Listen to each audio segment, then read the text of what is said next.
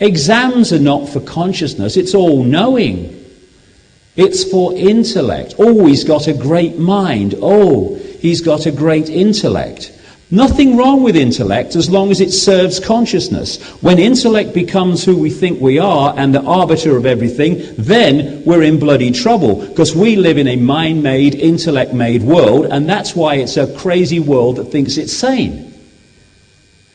When we open our minds, we start to unlock that density, that freeze vibration of mind that it's become, then we can let consciousness in, and mind can serve the experience of consciousness instead of shutting it out. So you can come into this world and experience it through mind, but you're still connected to consciousness, so you haven't lost the plot. You understand what's going on. So, are we consciousness or mind? Are we all that is, or are we little me? Because mind thinks little me. Consciousness never thinks little me, because it knows it's all that is, has been, and ever will be. You can see mind-controlled people, mind-dominated people, just by their behavior. Do they have cycler behavior, where they just keep going around like a computer disk in their everyday lives? If they do, then mind's in control, because consciousness doesn't do that. This is a guy called, I went to where this guy used to be, actually. I was in India just before Christmas. Ramana Maharshi. He used to meditate. Don't recommend it, everyone to their own. It's not for me, but it was his choice. Good luck to him. He meditated deeply on a mountain, a place called Arunachala in India, for like decades. And he said this: mind is consciousness which is put on limitations. You are originally unlimited and perfect. Later you take on imitations and become the mind. This conspiracy, at the core, where they know how this works, is about putting us in mind and out of consciousness. Einstein: a human being is a part of the whole called by us universe, a part limited in time and space. He experiences himself, his thoughts and feeling, as something separated from the rest, a kind of optical illusion of his consciousness.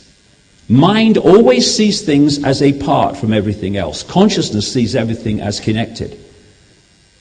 So it's not about just freeing ourselves from mind, or freeing our minds rather. It's about freeing ourselves from mind, or from the domination of mind.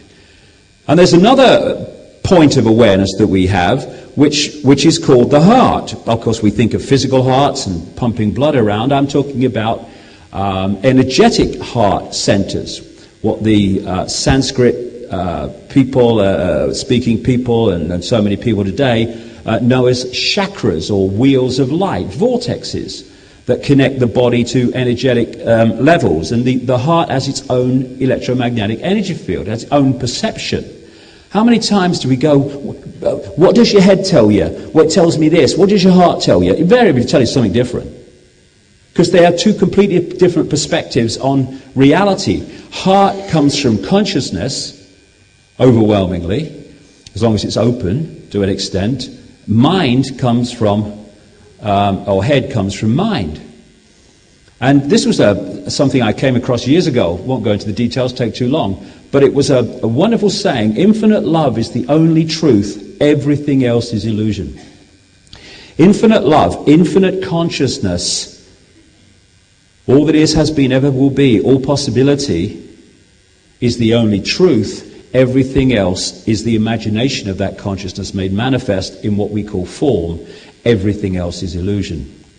It's one of the things I said in one of my books. Love is not something you're in, it's something you are.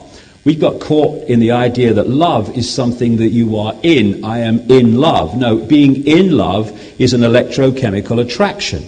As people in the mind control industry, or formerly, have told me over the years, if you give people certain substances, you can make them unbelievably attracted to each other, as if they are completely and utterly in love and obsessed with each other. But it's just an electrochemical manipulation, an attraction. Love on the level that I'm talking about, that comes from the real heart center, is love for all that is, has been, and ever will be, because that's what we are. It's when we close the heart, and as I'll come to, the right side of the brain too, when we close those two, that's when we fall into these eggshells, these bubbles that hold us in dramatic limitation compared with the nature of who we are. The heart and opening is such a key to freedom and to experience what you might call cosmic love, love for everything, as opposed to love saw you down the disco, thought you looked good. Love that connects us to the big, infinite, beyond these illusory vibrational walls, which allows us to be in this world, but not of it. In this world physically, but not of it in terms of our perception of reality. The idea of the conspiracy is to put us in this world and of it, because that's when we lose the plot and become at the mercy of the manipulation. I was sitting in the bath about 18 months ago now, I guess it must be, and I got this real clear picture in my mind, which I asked a friend of mine, Neil Haig, and any pictures of this kind are all from a great artist in Britain called Neil Haig, great friend of mine. I asked him to paint a version of it for me, and what I saw was consciousness, energy, and then an eye appeared in the consciousness, and then on the end of the eye this telescope appeared, and on the end of the telescope appeared the earth and the universe and all that stuff, and then the telescope morphed into a human body. And it was very profound for me, because that's what the human body is. Because of the way it decodes reality, it offers an experience which is a form of limitation. And that's fine as long as we don't completely lose contact with the nature of who we are, because then we're in real trouble. And if lots of people do it, we're in serious trouble, which is what we've got ourselves into.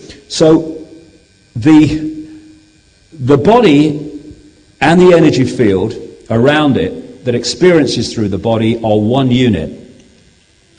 That's what I call body consciousness, or what do you like to call it. And the physical connects, what we call the physical, connects through to those energy field levels of ourselves through what is called the endocrine system, and the pineal and pituitary gland in the brain and the head are very, very important to that, holding that connection, so that we don't absolutely get lost in the physicality. So we are the body, but we all are also what we call the auric field, energy, awareness. And it's interesting that when you put an electric current through a wire, it throws out an electromagnetic field. And what happens with the body is we have energy going down the central nervous system and throws out this electromagnetic field. And what I call the body is actually that field and what appears to be the physical.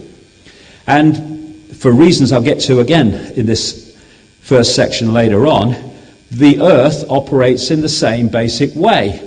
That's why the auric field of the earth looks so much the same as the auric field of the body. And if we open that auric field and allow it to connect out into higher levels of awareness, then we have the best of everything. We're experiencing this reality, this little frequency range, but we're also have a perspective to realize that this is not everything and which is an experience. When we close the auric field, and the way society is structured with stress and fear and all the rest of it, it's designed to do that. That's when the auric field closes and puts you into this eggshell state, which seeks perception out there, because it's lost touch with out there. And when we do that, we trudge round and round and round and round, getting nowhere, thinking we're going somewhere. You know, round and round we go. I'm getting somewhere, I'm getting somewhere, I'm getting somewhere. And then you get somewhere and you think, oh, my life's over now, cool. Didn't do much, did I? And when you hold that connection, you perceive life in a completely different way and interact with it in a completely different way. So this crossroad